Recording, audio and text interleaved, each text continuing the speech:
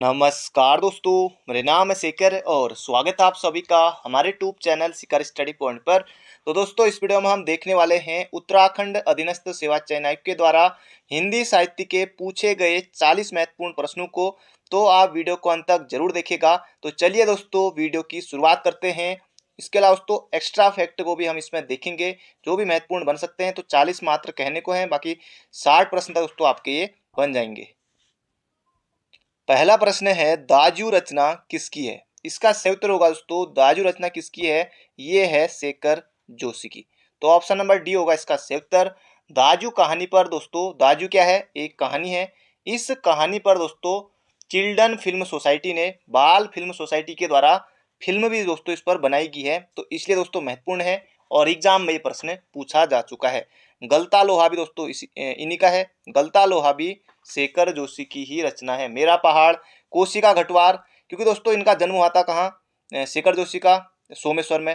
तो कोसी नदी दोस्तों सोमेश्वर में बहती है। तो कोसी का घटवार यानी कि दोस्तों जो घट होता है, घट आपने देखा होगा, कोसी का घटवार ये भी इन्हीं का रचना है। गलता लोहा दोस्तों ये भी इन्हीं का है। दाजू ये भी दोस्तों इन्हीं का, जैसे और दाजू की हाल हरी कहते हैं ना हम लोग। इसका सही उत्तर होगा ऑप्शन नंबर डी।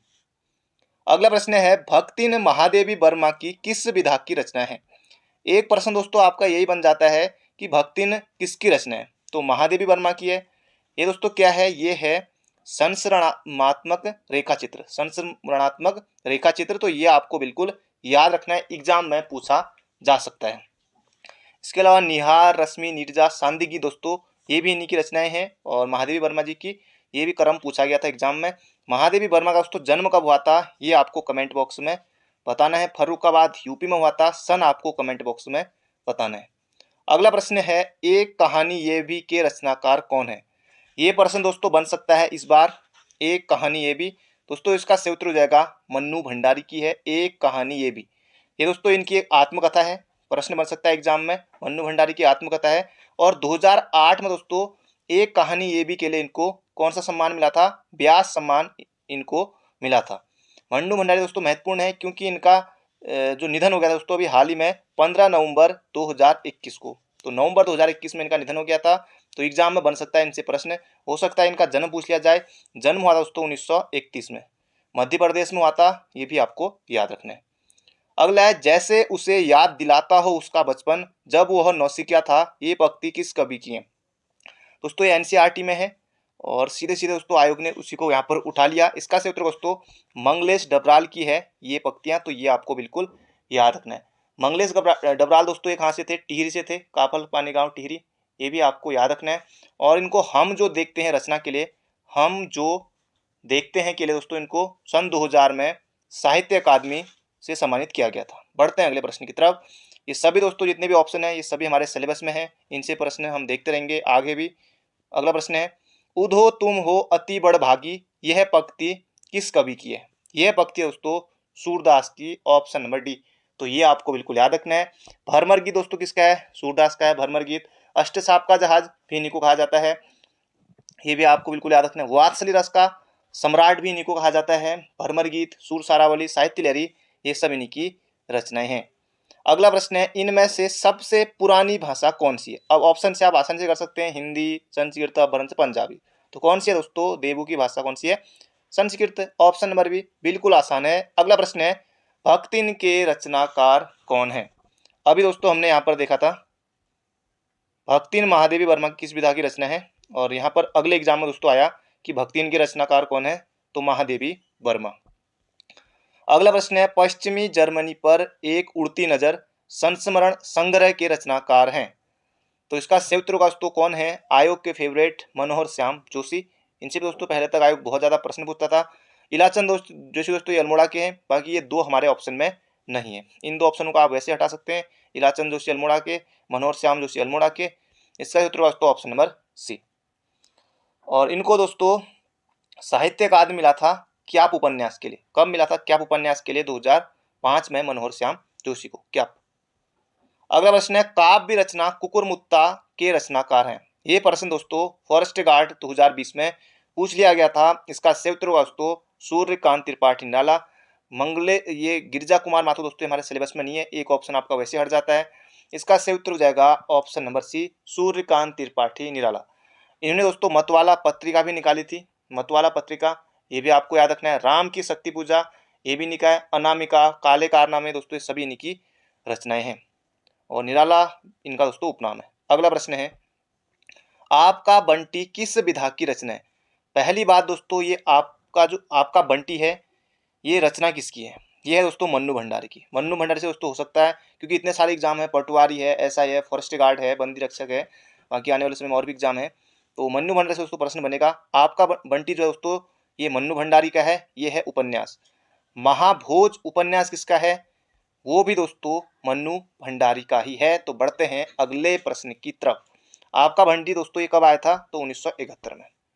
अगला प्रश्न है, किस कवि को एक भारतीय आत्मा कहा जाता है? तो दो ऑप्शन दोस्तों हमारे सिलेबस में नहीं है।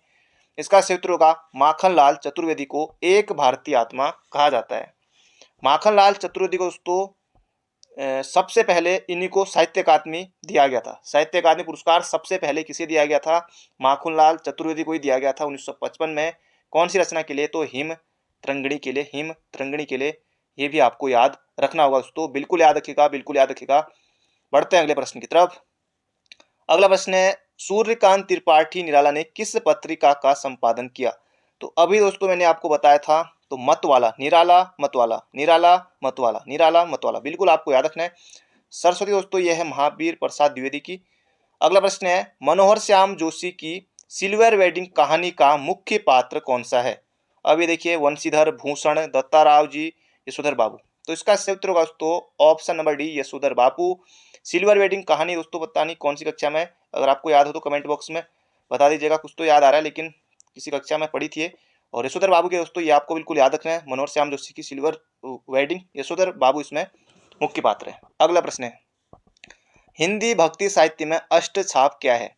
अष्टछाप दोस्तों ये 8 कवि हैं, 8 कवि हैं। ऑप्शन नंबर डी हो जाएगा इसका बिल्कुल सही उत्तर। अष्टछाप का जहाज कहा जाता है दोस्तों किसे? सूरदास को, सूरदास को। अगला प्रश्न है, हम लोग भारतीय दूरदर्शन का धारावाहिक है दोस्तों 1984 में दोस्तों ये आया था, और उस समय तो आप पैदा भी नहीं होंगे 1984 में। तो उस समय दोस्तों आया था, हम लोग भारतीय दूरदर्शन का धारावाहिक की पटकथा का लेखन किया। तो ये क्या था दोस्तों? मनोहर श्याम जोशी ने। आयोग के बहुत ज्यादा फेवरेट प्रश्न पूछता है। 1984 में दोस्तों आया था हम लोग धारावाहिक, तो ये आपको बिल्कुल याद रखना है। तो बढ़ते हैं दोस्तों अगले प्रश्न की तरफ। अगला प्रश्न है, राहुल सांकृत्यायन का मूल नाम था। ये प्रश्न भी दोस्तों एग्जाम में बनता है। इसका सही उत्तर होगा दोस्तों केदार पांडे, केदारनाथ पांडे दोस्तों राहुल सांकृत्यायन का मूल नाम था। बिल्कुल आपको याद रखना है। या किसका मूल नाम इनमें से केदार पांडे था? तो राहुल सांकृत्यायन का, ये आपको बिल्कुल याद रखना है। मध्य एशिया का इतिहास के लिए दोस्तों इनको 1958 में इनको मिला था साहित्य अकादमी। बैजनाथ द्विवेदी दोस्तों ये था हजारी प्रसाद द्विवेदी का। इसका सही उत्तर होगा ऑप्शन नंबर बी। अगला, कृषक संस्कृति का महाकाव्य कहा जाता है। जबरदस्त क्वेश्चन है दोस्तों, बिल्कुल आपको याद रखना है। कृषक संस्कृति का महाकाव्य निर्मला, गोदान, सेवा सदन, गबन, ये सभी रचनाएं दोस्तों किसकी हैं? तो मुंशी प्रेमचंद्र की हैं। इसका सही उत्तर होगा दोस्तों गोदान को कहा जाता है कृषक संस्कृति का महाकाव्य। बिल्कुल याद रखेगा, एग्जाम में बनेगा। अगला है, निम्न में से डॉक्टर पीताम्बर दत्त बर्थवाल की रचना नहीं है। पीताम्बर दत्त बर्थवाल दोस्तों लैंसडाउन के थे। 1901 में दोस्तों इनका जन्म हुआ था, पीताम्बर दत्त बर्थवाल जी का। तो कौन सी रचना दोस्तों इनकी इनमें से है, वो आपको बताना है। इसका सही उत्तर हो जाएगा दोस्तों हिंदी काव्य में निर्गुण संप्रदाय, दोस्तों ये इनकी रचना है। अगला प्रश्न है, शैलेश मटियानी। शैलेश मटियानी से दोस्तों आयोग प्रश्न पूछता ही है, निम्न में से शैलेश मटियानी की रचना नहीं है। शैलेश मटियानी दोस्तों अगर आप इनकी रचनाओं को पढ़ेंगे तो बहुत ज़्यादा रचनाएं दोस्तों आपको देखने को मिलेंगी। अब देखिए, और उन्हीं में से कौन सी रचना इनकी नहीं है पूछ लिया। जबरदस्त क्वेश्चन है, बिल्कुल धांसू प्रश्न है।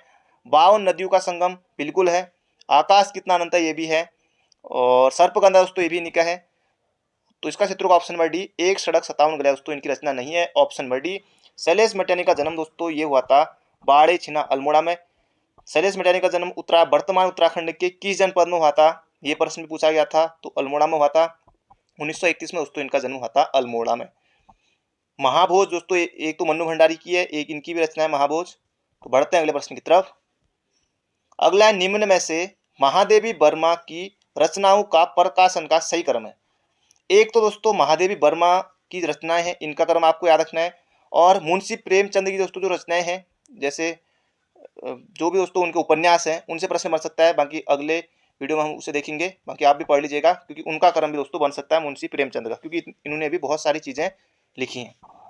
तो निहार, रश्मि, नीरजा, शांति गीत, ये दोस्तों बिल्कुल सही उत्तर है। 1930, 32, 34, 36 दोस्तों लगातार है। तो इसका उत्तर होगा ऑप्शन नंबर ए। बढ़ते हैं अगले प्रश्न की तरफ। अगला प्रश्न है, सुमिता नंदन पंत को सम्मानित किया गया। साहित्य अकादमी दोस्तों इनको दिया जा चुका है, साहित्य अकादमी, और ज्ञानपीठ दोस्तों ये भी इनको मिला है। तो ये आपको दोस्तों बिल्कुल याद रखना है, साहित्य अकादमी भी, ज्ञानपीठ भी दोस्तों इनको मिला है। इसका क्षेत्र होगा ऑप्शन नंबर सी। ये दोनों पुरस्कार दोस्तों इनको दिए जा चुके हैं, सुमिता नंदन पंत को। बढ़ते हैं अगले प्रश्न की तरफ। कौसानी से दोस्तों ये थे, और इनसे प्रश्न दोस्तों एग्जाम में बन सकता है, क्योंकि पहले से ही बनता है, अभी भी बनेगा ही बनेगा, आगे को भी बनता रहेगा। अगला प्रश्न है दोस्तों, अभी एक यहाँ पर कुछ तारीफ के रूप में की गई है, और ये भी आपको बताना है किसके संबंध में। बहुमुखी प्रतिभा का धनी व्यक्ति जिसने प्रेस में दोस्तों दिनमान पत्रिका में भी काम किया था, रेडियो, यहाँ भी टीवी के लिए दोस्तों बहुत सारे धारावाहिक लिखे, नाटक लिखे, वृत्तचित्र, फिल्म लिखे, विज्ञापन संप्रेषण का कोई ऐसा माध्यम नहीं जिसके लिए उन्होंने सफलतापूर्वक लेखन का कार्य न किया हो। वह व्यक्ति कौन है दोस्तों? आयोग के favourite Manohar Shyam Joshi, option number B. अगला प्रश्न है, बाकी औरों के बारे में दोस्तों देखेंगे। नए पत्ते के रचनाकार कौन है? नए पत्ते दोस्तों, इसका सही उत्तर हो जाएगा सूर्यकांत त्रिपाठी निराला, नए पत्ते के दोस्तों रचनाकार हैं। बिल्कुल आपको याद रखना है। राम की शक्ति पूजा, अनामिका, काले कारनामे, चुट्टी की पकड़, बहुत सारी रचनाएं इनकी दोस्तों। इसका क्षेत्र होगा ऑप्शन नंबर डी। बाकी और ऑप्शन के बारे में दोस्तों, क्योंकि इसमें फिर वीडियो और लंबी हो जाती है, तो अगले बार भी हम देखते रहेंगे सभी प्रश्नों को। लगभग दोस्तों 500 प्रश्न में साहित्य पर आपको दूंगा, और उससे बाहर दोस्तों आपका बिल्कुल नहीं जाएगा। अगला है, तूफानों के बीच रिपोर्ताज के लेखक का नाम है। दोस्तों ये बहुत पहले पूछा गया था एग्जाम में, अभी फिलहाल ये सिलेबस में नहीं है, पर लेकिन फिर भी याद रख लीजिएगा, रांगे राघव इनकी है, तूफानों के बीच रिपोर्ताज। बढ़ते हैं अगले प्रश्न की तरफ। अगला प्रश्न है, शेखर एक जीवनी किस प्रकार की रचना है? दोस्तों ये उपन्यास है, और किसका है दोस्तों? ये अज्ञे का है। खैर अज्ञे भी हमारे सिलेबस में नहीं है, पहले दोस्तों पूछा जा चुका है, इसलिए यहाँ पर है। अगला, अतीत में दबे पांव के लेखक हैं। इसका सही उत्तर होगा दोस्तों, ये प्रश्न भी पूछा जा चुका है, तो ओम थानवी का है। राजेंद्र यादव दोस्तों ये कौन है? मन्नू भंडारी के पति थे दोस्तों, ये भी मन्नू भंडारी के पति थे कौन? राजेंद्र यादव। ये भी एक बहुत बड़े लेखक रहे हैं अपने जमाने में। अगला प्रश्न है, जूही की कली कविता के कवि हैं। दोस्तों इसका सही उत्तर होगा निराला की है, जूही की कली। बाकी निराला से भी दोस्तों लगातार प्रश्न यहाँ पर बनी रहे हैं। अगला प्रश्न है, कबीर वाणी के डिक्टेटर थे किसने कहा? जबरदस्त क्वेश्चन है दोस्तों। कबीर वाणी के डिक्टेटर थे, ये किसने कहा? ये आपको यहाँ पर बताना है। इसका सही उत्तर होगा दोस्तों option number D, Hazari Prasad Dwivedi ने कबीर को दोस्तों क्या कहा था? वाणी का डिक्टेटर कहा था, हजारी प्रसाद द्विवेदी। बिल्कुल आपको याद रखना है। और कबीर की भाषा का दोस्तों Ramchandra Shukla, option number B में है। रामचंद्र शुक्ल ने कबीर की भाषा को क्या कहा था? सदुक्कड़ी कहा था, ये भी आपको बिल्कुल याद रखना है। और श्याम सुंदर दास ने दोस्तों कबीर की भाषा को क्या कहा था? पंचमेल खिचड़ी कहा था, पंचमेल खिचड़ी कहा था, ये भी आपको याद रखना है। तो बढ़ते हैं अगले प्रश्न की तरफ। इसका सही उत्तर होगा हजारी प्रसाद द्विवेदी। बिल्कुल याद रखिएगा दोस्तों, बिल्कुल याद रखिएगा। अभी तक आपने लाइक नहीं किया दोस्तों, लाइक कर दीजिए दोस्तों, लाइक जरूर से कीजिएगा, और वीडियो को अंत तक जरूर से देखिएगा, और हो सके तो एक शेयर जरूर से आपको करना है। अगला प्रश्न है, फिराक गोरखपुरी का मूल नाम क्या था? फिलहाल दोस्तों सिलेबस में नहीं है, पहले पूछा जा चुका है, इसलिए यहाँ पर है, तो रघुपति सहाय। अगला प्रश्न है, यह रचना महादेवी वर्मा की नहीं है। यामा है दोस्तों, बिल्कुल है। यामा के लिए तो इनको ज्ञानपीठ मिला था, देखिए ज्ञानपीठ मिला दोस्तों यामा के लिए इनको। हिंदी का पहला ज्ञानपीठ पाने वाली पहली महिला दोस्तों कौन है? ये है महादेवी वर्मा। हिंदी के लिए, जैसे हिंदी के लिए सुमिता नंदन पंत को मिला था ना पहला ज्ञानपीठ, वैसे दोस्तों ज्ञानपीठ पाने वाली पहली महिला कौन है, ये आपको कमेंट बॉक्स में बताना है। ज्ञानपीठ पाने वाली पहली महिला कमेंट बॉक्स में आपको बताना है। स्मृति की रेखाएं दोस्तों, ये भी इनका है। पथ के साथी, मेरा परिवार, पथ के साथी, ये भी इनका है। तो ये तीनों दोस्तों इनकी रचनाएं हैं। उर्वशी दोस्तों ये इनकी नहीं है। उर्वशी किसकी दोस्तों रचना? ये है दिनकर की। अगला प्रश्न है, राम वृक्ष बेनीपुरी ने किस पत्रिका का संपादन किया? ये आपको बताना है दोस्तों। जनवाणी इसका सही उत्तर है, फिलहाल सिलेबस में नहीं है, पहले पूछा जा चुका है। अगला, क्या भूलूं क्या याद करूं किसकी आत्मकथा है? यह है दोस्तों किसकी है? यह है दोस्तों बच्चन की, यानी कि बच्चन कौन? अमिताभ बच्चन या उनके पिताजी? तो उनके पिताजी दोस्तों हरिवंश राय बच्चन की रचना है क्या भूलूं क्या याद करूं। पहले तो दोस्तों इनसे प्रश्न बनता है, जीके में बन सकता है इनसे प्रश्न, तो याद रखेगा। अगला प्रश्न दोस्तों जबरदस्त बिल्कुल धांसू प्रश्न बन सकता है एग्जाम में। आदिकाल को सिद्ध सामंत काल किस लेखक ने कहा। जबरदस्त क्वेश्चन है, बिल्कुल आपको याद रखना दोस्तों, राहुल सांकृत्यायन इसका सही उत्तर है। आदिकाल को सिद्ध सामंत काल किसने कहा था, तो राहुल सांकृत्यायन को कहा था मेरे भाइयों, बिल्कुल याद रखेगा। बढ़ते हैं अगले प्रश्न की तरफ। अगला प्रश्न है संगतकार कविता के कवि कौन है। जबरदस्त क्वेश्चन है दोस्तों, संगतकार संगतकार संगतकार, ये है मंगलेश डबराल का, मंगलेश डबराल का है संगतकार। तो बिल्कुल आपको दोस्तों याद रखना है। हम जो देखते हैं केले, इनको मिला था 2000 में साहित्य अकादमी, तो ये भी आपको याद रखना है। बढ़ते हैं अगले प्रश्न की तरफ। अगला राम की शक्ति पूजा के रचनाकार कौन है दोस्तों। अभी मैंने आपको बताया था राम की शक्ति पूजा भी बताया था, इसके अलावा काले कारनामे, अनामिका, परिमल दोस्तों, ये हैं सब निराला की रचना है। Option number A. अगला है प्रेमचंद्र का देहावसान कब हुआ था। प्रेमचंद की दोस्तों मृत्यु कब हुई थी। अब दोस्तों ये किसी का भी आ सकता है, सुमिता नंदन पंथ की पूछा जा सकता है, क्योंकि दोस्तों एक तो उत्तराखंड से संबंधित है। प्रेमचंद का दोस्तों पूछा गया है। महादेवी वर्मा का जन्म इतनी बार आ गया है। शिवानी का दोस्तों जन्म इतनी बार आ गया है। और लता मंगेशकर का जन्म किस शहर में हुआ था, ये भी प्रश्न पूछा जा चुका है। मृत्यु कब हुई लता मंगेशकर की, ये भी दोस्तों अभी हाल ही में पूछा गया था, फरवरी 2022, जहाँ तक मुझे याद है 6 फरवरी 2022 को लता मंगेशकर की दोस्तों मृत्यु हुई थी। तो ये प्रश्न दोस्तों बनते हैं एग्जाम में, तो इसका सही उत्तर हो जाएगा 1936 में दोस्तों इनका निधन हो गया था। और इनका दोस्तों जो अपूर्ण उपन्यास था वो कौन सा है, ये आप कमेंट बॉक्स में बताइएगा। प्रेमचंद जी का अपूर्ण उपन्यास कौन सा था, ये आपको कमेंट बॉक्स में बताना है।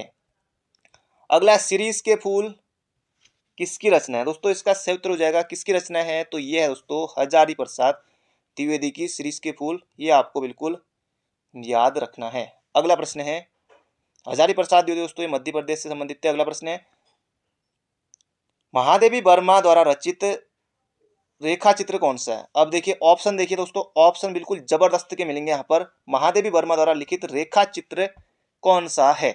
रेखाएं और चित्र, रेखाएं बोलहुटी, रेखा चित्र या अतीत के चलचित्र। देखिए दोस्तों रेखा चित्र बिल्कुल नहीं, रेखाएं बोलहुटी ये भी नहीं, ऑप्शन नंबर ए भी नहीं, इसका उत्तर होगा अतीत के चलचित्र। महादेवी वर्मा का प्रसिद्ध रेखा चित्र है, बिल्कुल आपको याद रखना है। तो बढ़ते हैं दोस्तों अगले प्रश्न की तरफ। जैसे अभी हमने देखा था कि ऊपर देखा था कि भक्ति इनकी किस विधा की रचना थी दोस्तों, वो थी क्या, संश्रमात्मक रेखा चित्र। इसी तरह से दोस्तों ये महादेवी वर्मा का जो रेखा चित्र है दोस्तों, ये है अतीत के चलचित्र। अगला प्रश्न है निम्नलिखित में से कौन सा उपन्यास प्रेमचंद्र का नहीं है दोस्तों। गबन, कर्मभूमि, रंगभूमि, ये सभी दोस्तों इनके हैं मुंशी प्रेमचंद्र का। तो राग दरबारी दोस्तों इनका नहीं है, ऑप्शन नंबर ए।